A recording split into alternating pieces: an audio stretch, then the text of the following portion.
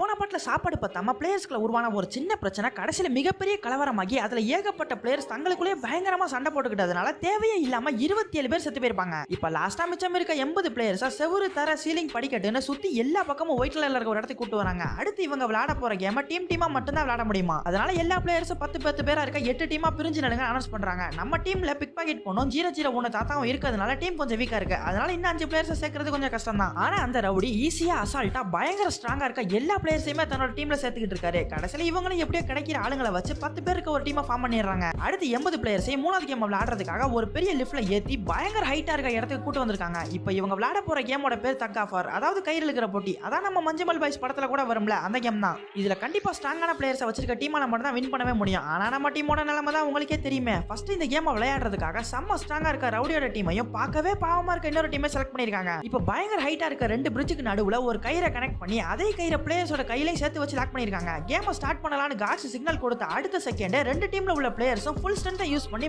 மாத்தி கயிறு இழுக்க ஆரம்பிச்சிடுறாங்க. ஆனா இந்த ரவுடியோட கேங்ல இருக்க எல்லாருமே பயங்கர ஸ்ட்ராங்கான ஆளுங்க இருக்கிறதுனால ரொம்பவே ஈஸியா ஆப்போசிட் கேங்ல உள்ளவங்கள கீழே இழுத்து போட்டுறாங்க.